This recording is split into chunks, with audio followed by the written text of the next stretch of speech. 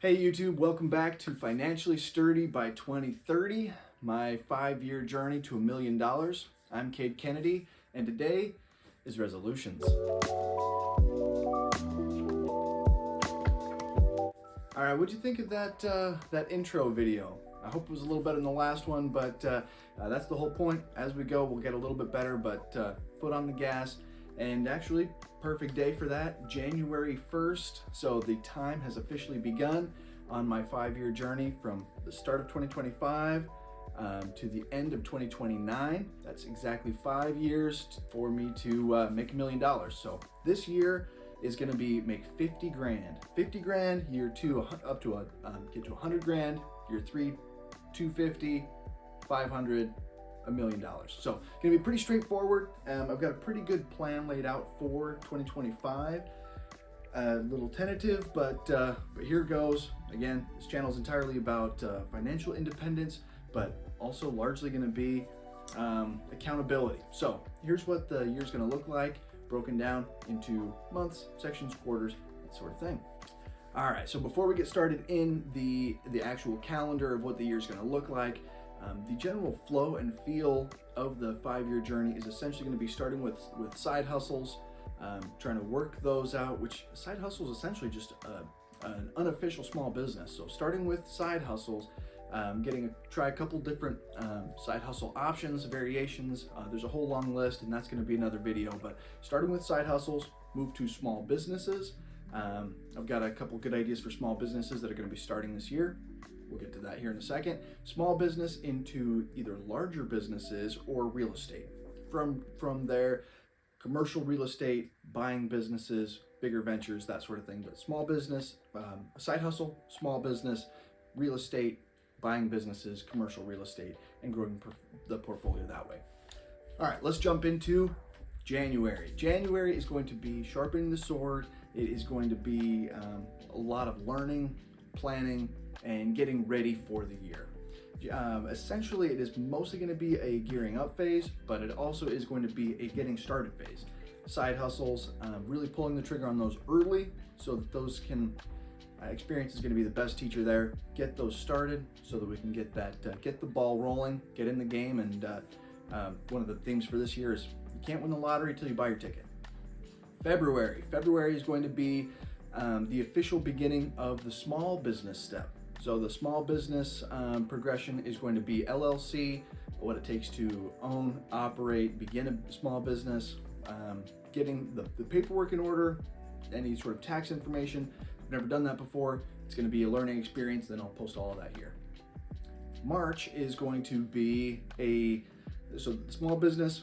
I will be unveiling that here shortly, but it's going to require a little bit of advertising before peak season. It's a seasonal business, and so March and April are both going to be ramping up with advertising. And this is all going to largely be related to that small business. That's going to be the focus this year. Start a small business, help it grow, give it the opportunity to get off the ground. I know a lot of small businesses don't make it in the first couple years. So really giving the first year a lot of effort towards small business. April is going to take us into really two things: ending the advertising and really trying to build that customer base. Also, it's going to be a little bit of equipment acquisition, making sure that the products and if necessary teams are in place. But I think for the most part, it's going to be either one or two-man show. It's going to be pretty light in the beginning. Hopefully that'll grow quickly, but April's going to be kind of where it starts, then going into peak season being throughout the summer. So April, May, June, July, August, and then slowing down and closing down in September. Those main months, that's going to be operation, fulfilling orders and customer acquisition, really trying to grow the business, keep everybody happy, and have a real successful first year so that gives us the best chance of being able to stay open and have a more successful second year and so on. So really try and hit it hard this summer, focusing there, and let that be, give that the best chance for success. And then in September, going to be a little bit of a winding down phase, and then a little bit of a conversion from our seasonal customers into a winter seasonal customer, which there is going to be a transition period there. I'll go over that in the video when I elaborate on what that small business is going to be, but we will get into that. And then the next couple months is going to take a little bit of a turn. Going into October, that turn is going to be a little bit more of a focus on real estate. There's a lot about real estate that I don't know. I don't know if anybody's ever completely a perfect expert. There's always a million more things to learn, but October is going to be a lot of learning, but also start searching for deals, as well as November, with the goal being that by December, do first real estate deal. Get that, it is going to be a little bit of a process, but have the first real estate deal locked in, contract signed before the end of the year. So 1 full year, get into a first real estate deal, however small, whatever shape that takes, but largely going to be based on where the year takes us and what that budget's going to be. But first real estate deal in December, and that's going to perfectly take us into 2026.